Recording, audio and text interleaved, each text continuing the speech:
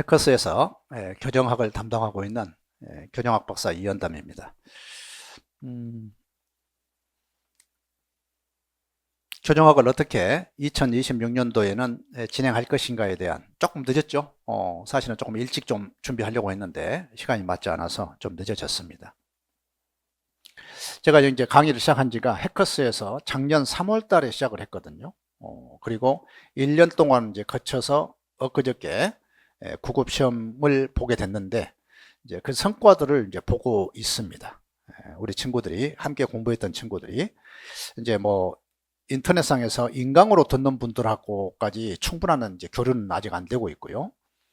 현장에서 공부했던 친구들의 성적표가 이제 나왔기 때문에 제 나름대로 객관적으로 여러분들에게 그 성과들을 좀 얘기를 할 수 있는 이제 상황이 됐어요. 그래서 그걸 이제 자신감을 가지고 제가 앞으로 새로 온 2006년도, 2007년도 대비죠.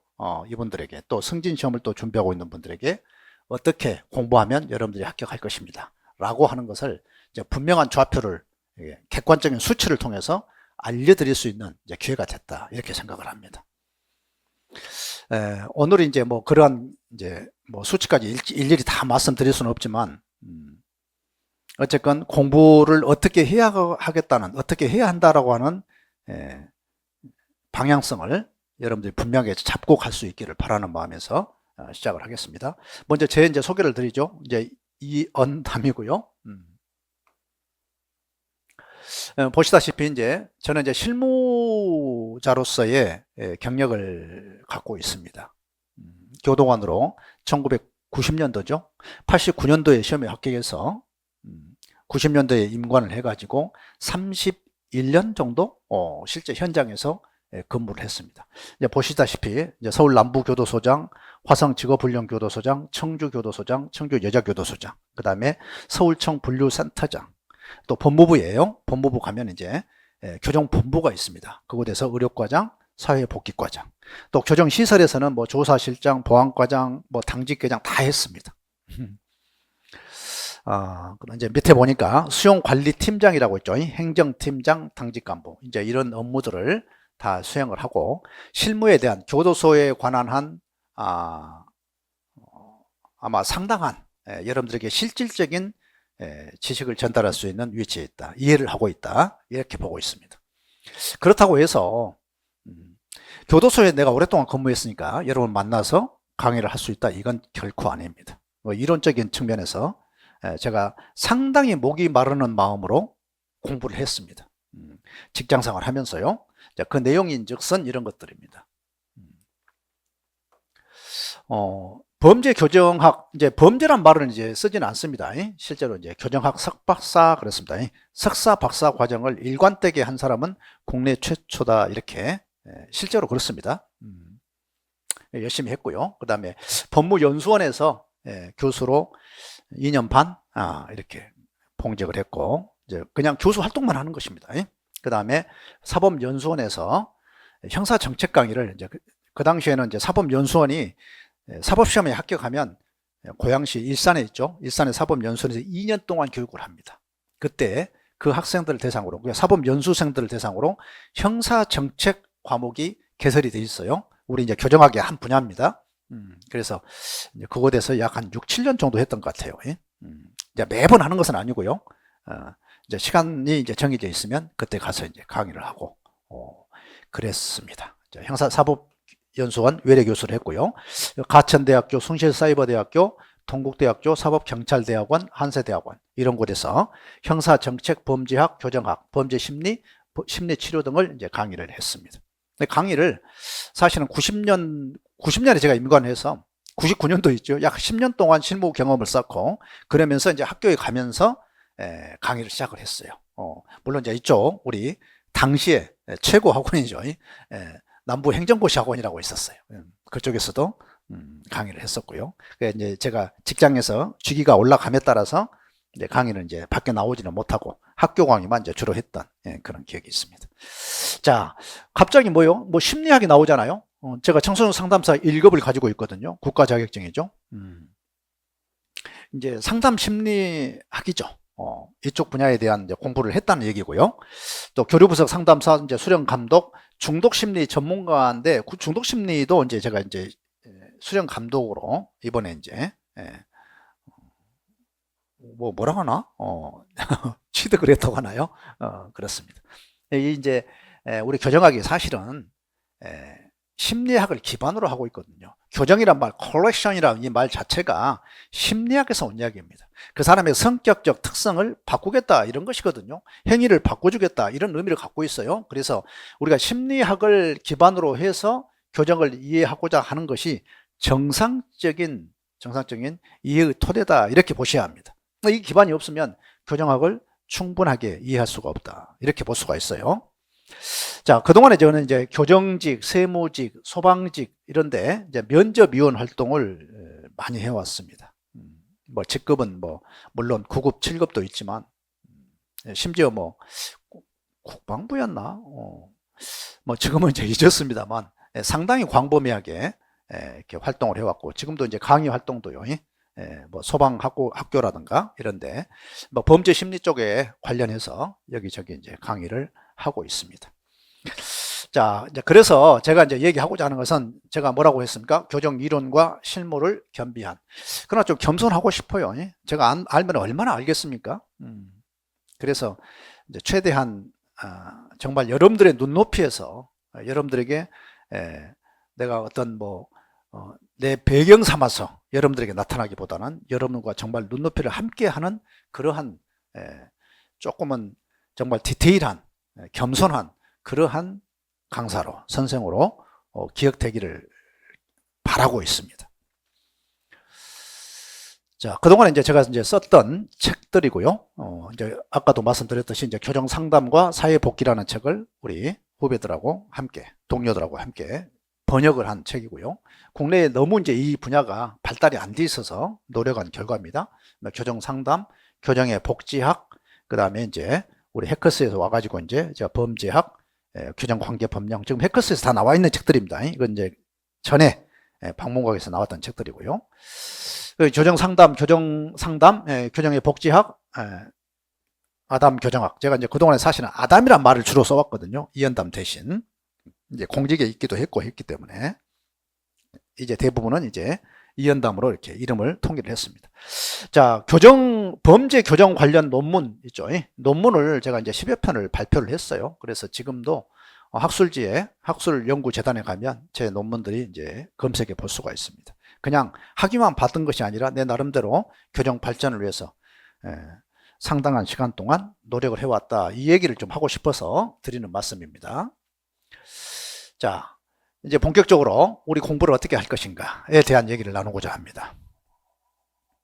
제가 이제 오늘 아침에 이 강의를 준비하면서 커리를 준비하면서 작년에 커리를 어떻게 얘기를 했지라는 것을 한번 제가 봤어요. 새벽에 일어나서 한번 들어봤어. 내가 한 얘기를 그때 어떻게 말을 했나라고 봤어. 그리고 정말 1년이 지나서 그 방향성이 맞았나? 라고 이제 되짚어 본 거예요. 그래서 맞았다 라는 결론을 내렸습니다. 다시 한번 말씀드리지만 이렇습니다. 이번 시험을 한번 어제 그저께 있었던 9급 공채 시험을 제가 간단히 분석을 할게요.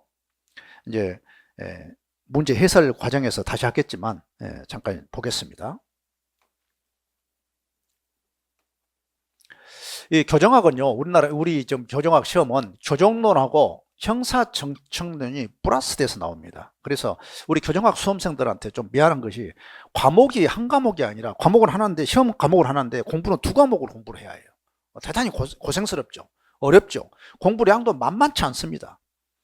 그런데 최근에 와서 이 형사정책론의 비중이 줄어들고 있다는 사실이에요. 한 2, 3년 전부터 보니까 부쩍 줄어들었어요. 줄어들면서 이번에는 어디까지 줄어들었느냐? 아예 형사정책 관련 법령은 아예 빠졌어요. 그리고 이론에서만 3문제만 나왔어.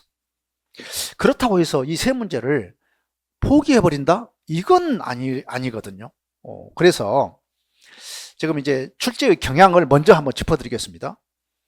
작년에 제가 말씀드릴 때 뭐라고 했냐면 우리 지금 공채의 교정학 문제가 갈수록 아마 교정론으로 갈 것이다. 그리고 교정론으로 치중하면서 뭘 한다? 형 집행법 위주로 갈 것이다. 법령 위주로 갈 것이다. 이렇게 얘기를 했어요.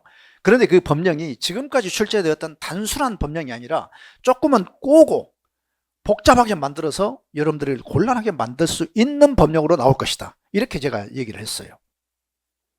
그러면 그 법령을 어떻게 그럼 대비해야 할 것이냐라고 했을 때 우리 승진시험에서 나오는 법령 수준, 이게 좀 어렵게 나옵니다. 승진자들은 어때요? 이미 여러분들 시험을 합격해서 현 직장을 생활하면서 거기서 또 승진시험을 보기 때문에 대단히 치열한 경쟁을 하게 됩니다. 문제도 깊게 나올 수밖에 없고요. 어쩔 수 없이 난이도를 만들어야 하니까. 그래서 그 문제 수준까지는 섭렵을 해서 공부를 해야 한다. 이렇게 얘기를 해왔고 그렇게 교육을 하고 훈련을 해왔습니다. 그렇게 공부를 한 사람들은 대부분이 어때요? 점수가 90점 이상이 나왔다. 이렇게 이제 제가 평가가 됩니다. 제가 몇 사람, 상당히 좀 이제 몇 사람 그동안 공부해서 소통이 되는 분들한테 연락을 해봤어요. 합격 수준에 넘어간 사람은 당연히 넘어가 있고요. 합격 수준에 가지 못했지만 교정학 점수가 어떻게 나왔니? 라고 물어봤을 때 대부분이 적어도 90점, 뭐 하면은 80 내지 85점까지 올라가 있는 것을 확인했습니다. 문제가 어려운 것 같으면서 쉬웠고 쉬운 것 같으면서 어려웠던 시험이 바로 이제 이번에 교정학 문제입니다. 어쨌건 방향성을 제가 이제 설명을 드리면서 하는 얘기인데, 올해는 그럼 어떻게 해야 하느냐? 올해도 마찬가지로 법령을 집중적으로 공부해야 할 것이다. 철저하게 해야 할 것이다. 그런데 그 훈련을 단순히 법령을 읽는 것으로 끝는 게 아니라 충분한 이해를 하고 그리고 복잡한 유형의 문제들을 많이 다뤄보는 것이 여러분들의 체력을, 학문적 시험의 체력을 강화시키는 중요한 요인이 될 것이다. 이렇게 보고 있어요. 그래서 그럼 형사정책은 어떻게 할까요? 라는 이제 얘기가 많이 나오는데, 형사정책은 조금은 요령 있게 효율적으로 공부할 필요가 있겠다. 이걸 전부 다 할 수는 없겠다. 이 법령도 완전히 포기할 수는 없습니다. 왜? 올해 처음으로 좀 빠졌거든요. 내년에 25문제로 이제 문제가 확장되면 출제 않는다는 보장이 없어요. 아직은 없어. 공식적으로 우리는 범죄학 분야, 형사정책 분야에서 이론만 내겠다라고 하는 공표가 없단 말이죠. 이 상태에서 수험생들이 막연하게 출제 경향만 믿고 따라가서는 곤란하다. 기초적인 것은 해야 합니다. 하는데 그것을 목을 걸고 마치 형사정책학을 공부한 사람처럼 공부하기는 어렵겠다. 그렇게 하게 되면 어떻게 돼요? 교정론을 치중하지 못하게 되는 결과를 갖거든요. 그렇기 때문에 교정론의 중심을 두되 어떻게? 형사정책론은 조금은 효율적으로 접근할 필요가 있겠다.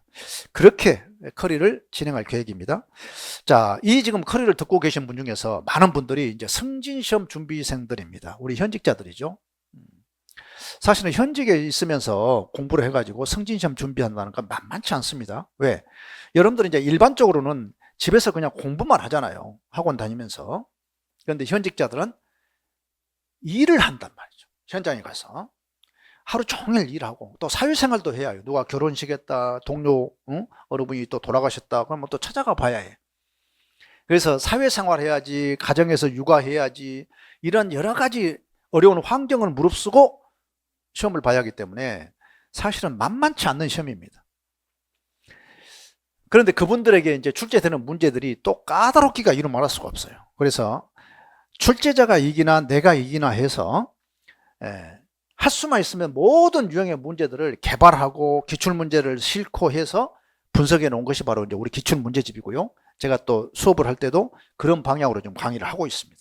그래서 이 수준에 맞춰서, 그리고 승진자 분들께서는 형집행법령 법령하고요, 그 다음에 관련 판례까지만 집중적으로 공부하시기 때문에 법령을 다 외우다시피 하셔야 합니다. 적어도 10회독 이상 하셔야 해요. 그리고 10회독만 할 것이 아니라 어떤 유형으로 나오는지 적응력을 충분히 기를 필요가 있다. 말씀드립니다. 이미 뭐 다 알고 계시죠? 알고 계시는데, 근데 이제 조금 문제되는 것이, 이제 승진하신 분들, 시험을 준비하고 있는 분들 중에 상당수가 예전에 형집행법, 그러니까 교정학을 시험으로 하지 않고 사회로 시험을 봐서 들어가신 분들이 상당수가 있어요. 그러니까 이분들에게는 특별히 반드시 강의를 통해서 기초체력을, 학문적 기초체력을 충분히 하고 공부하시라는 얘기예요. 실제로 우리가 이제 현장 가서 근무해 보면 언제 뭐 법령 쳐다보고 일하지 않지 않습니까? 쉽지 않아요, 그게. 내가 공부하면서 일한다? 이게 쉽지 않아. 그래서 합격하고 나서 현장에 가게 되면 그냥 관행적으로 일할 수밖에 없어요, 상황이. 그래서 만약에 시험을 보게 된다 그러면 실제로 수험생처럼 공부를 해야 합니다. 그냥 앉아서 법령 나오니까 그냥 내가 잘 아니까 일하는 곳이니까 알겠지. 아니에요, 이게. 그래서 그런 관점에서 마치 내가 처음 교정을 알게 된다, 시작하게 됐다라는 겸손한 마음으로 공부해달라는 부탁을 드립니다. 자,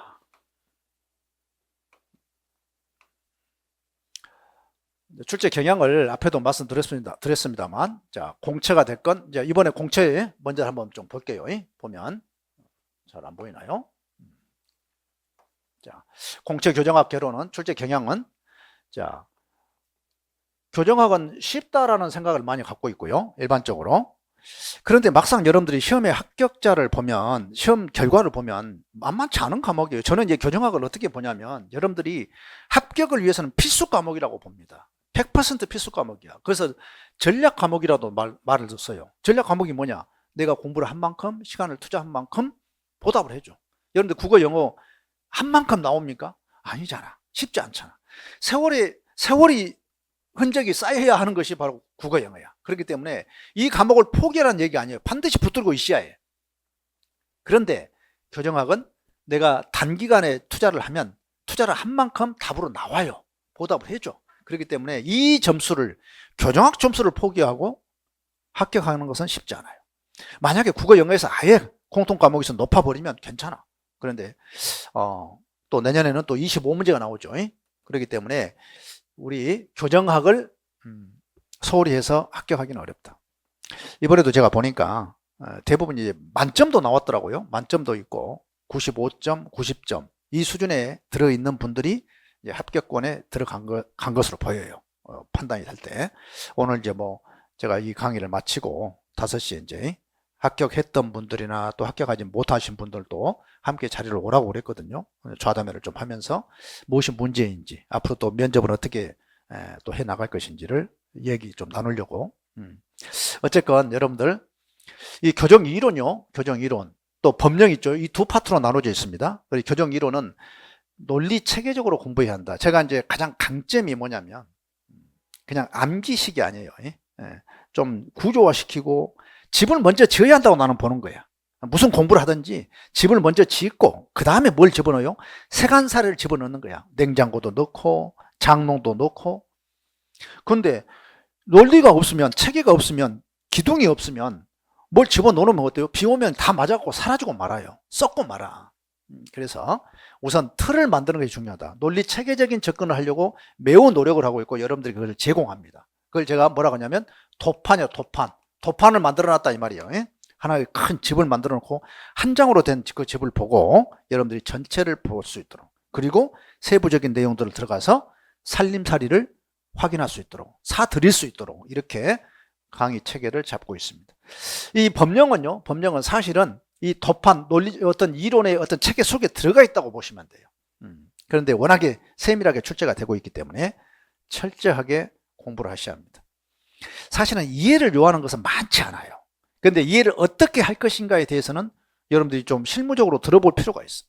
그래야 그 현장이 그려지면서 공부가 돼요. 또 당연히 또 이해를 요하는 부분도 또 없잖아 있고요. 그래서 좀 효율적으로 좀 공부하시라 이렇게 부탁을 드립니다. 자, 지금까지 문제 경향이 이렇습니다. 그동안에 이제 처우 중심의 법령 문제가 주로 나왔거든요. 처우라고 하는 것은 치료와 처우라는 개념하고요, 관리라는 개념이 있어요. 수용자를 질서를 지키고 엄중하게 관리하는 측면하고 그 사람들을 어떻게 바꾸는, 상담하고 교육하고 이러한 측면이 있어.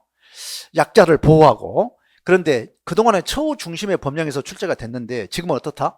관리 분야까지 확장돼서 나온다는 거예요. 출제 문제를 보면 명확하게 드러납니다. 그래서 전 범위를 공부해야 해요. 요행으로 하지 말란 얘기야. 요행으로 적당히 공부할 수는 없다. 그래서 대책은 뭐예요? 승진시험의 출제 유형과 내용을 철저하게 탐색하고 연구해야 한다. 이거 반드시 해줘야 합니다. 적당히 공부하지 마세요. 1년 공부해갖고 떨어져 버리면 물론 1년에서 100% 합격합니다. 이것은 내가 장담 못하지. 왜? 제가 할 수 있는 것은 여러분들에게 다 쏟아붓지만 또 여러분들이 또 갖고 있는 역량이 있어요. 기존에 갖고 있는 체력이 있어.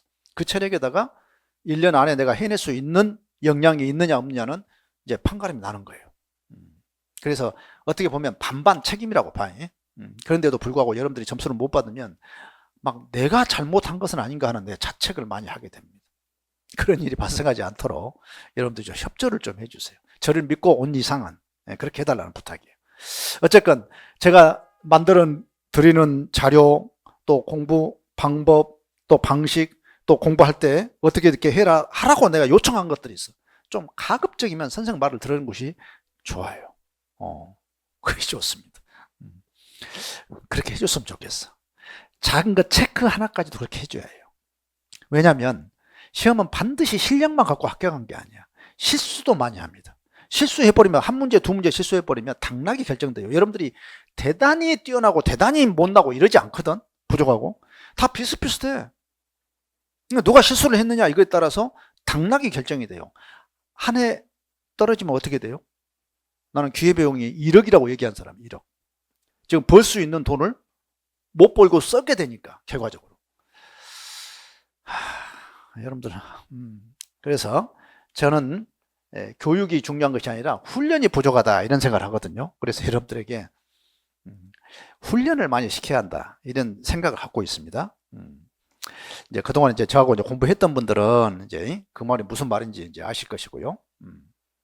자, 너무 길어지면 자, 합격 전략입니다. 저한테 이제 강의를 들었던 분들이 요 사이는 묘하대요.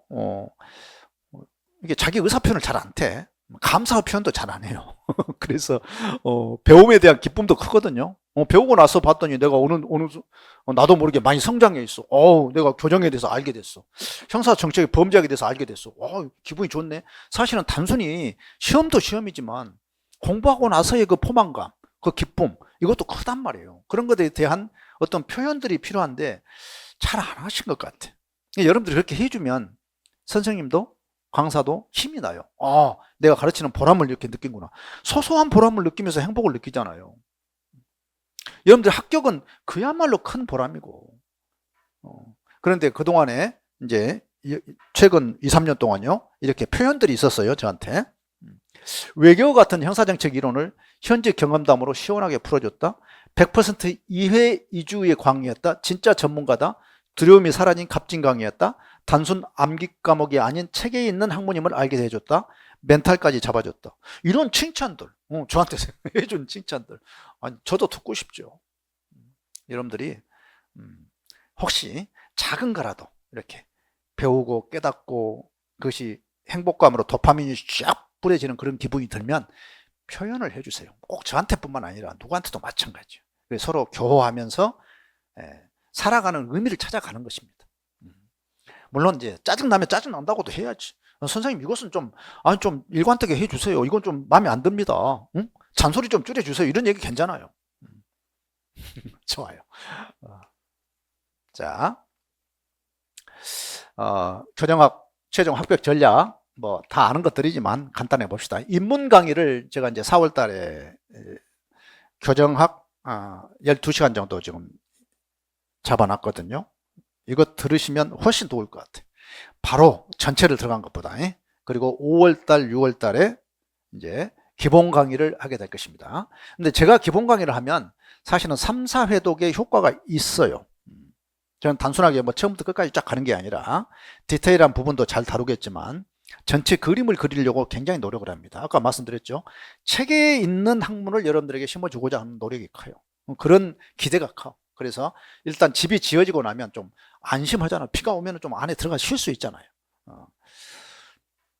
암기 노트 이제 최근에는 그래서 2회 위주로 이제 집중적으로 제가 강의를 해봤어요. 2회 위주로. 그리고 암기는 여러분들이 자동으로 된다. 이렇게 해왔거든. 근데 하고 보니까, 암기도 시켜야겠구나. 그리고 자연스럽게 또 그 암기에 대한 어떤 키워드가 또 드러나요. 그래서 최근에는 암기 노트라고 할까요? 요약 및 암기 집을 만들어 놨어. 또로. 그래서 함께 공부를 하면서 나중에는 여러분들이 쉽게 정말로 핵심 키워드를 머릿속에 한 장에서 다 찾아낼 수 있도록 그런 실력을 배양시켜 드리겠다. 그 다음에 이제 기출 강의 있죠. 기출 강의는 뭐 워낙에 중요하죠. 기출은 이제 어쩌면 여러분들이 제 강의, 뭐 우리 이제 공무원 시험 제 강의뿐만 아니라 어떤 대부분의 강의가 뭘 향해 있다? 기출에 의해 있다, 이렇게 보셔요. 기출 문제만 여러분들이 충분하게 이해를 하고, 내가 여기서 충분하게 이해를 한 것은 단순히 답만 외우는 것이 아니에요. 자, 기출 문제가 뼈대라고 하면 그 뼈대를 둘러싸고 있는 뭐예요? 둘러싸고 있는 근육과 살이 있어야 해, 살이. 그것까지 여러분들 말랑말랑 해야 탄력성 있는 실력이 됐다고 볼 수가 있어. 그래서 그 정도까지 공부를 할 필요가 있다. 그러려면 기본적으로 뼈가 이슈하잖아, 뼈대가. 그 뼈대가 뭐예요? 기출문제야. 기출문제도 다 모르고 간다니까. 여러분들 시험장에 가서 틀린 거 봐요. 나중에 보면 기출이 있었네, 이래. 그럼 왜 그렇다? 충분하게 이해를 못하고 충분하게 암기를 못했기 때문에 그렇다. 기출문제는 매우 중요하다. 그리고 기출문제를 완벽하게 내가 이해하는 것은 여러분들이 시험에 합격에 이르는 가장 빠른 길이고 명확한 길이다. 자, 마지막에 이제 동형 모의고사 파이널 특강 있어요. 제가 이제 동형 모의고사하고 파이널 특강을 어떤 분들은 굉장히 의미 있게 들어서 이번 시험에 정말 큰 힘이 됐습니다 얘기하기도 하고, 어떤 분들은 그건 뭐 별 의미가 없는데, 이런 분도 있어요. 그래서 이게 아까 우리 형사정책 세 문제 나왔다고 했잖아요. 어제 내가 어느 분하고 통화하면서 그런 얘기를 하더라고.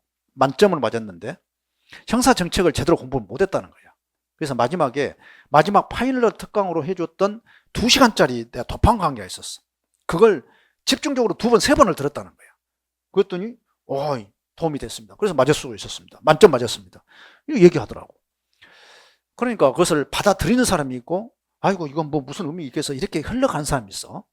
어쨌건 최선을 다한 모습이 중요하다. 그래서 동형 모의고사, 그 다음에 파이널 특강, 여러분들이 가볍게 보지 말고 그렇게 해서 여러분들에게 맞춤식 커리를 준비했다, 이렇게 말씀드립니다.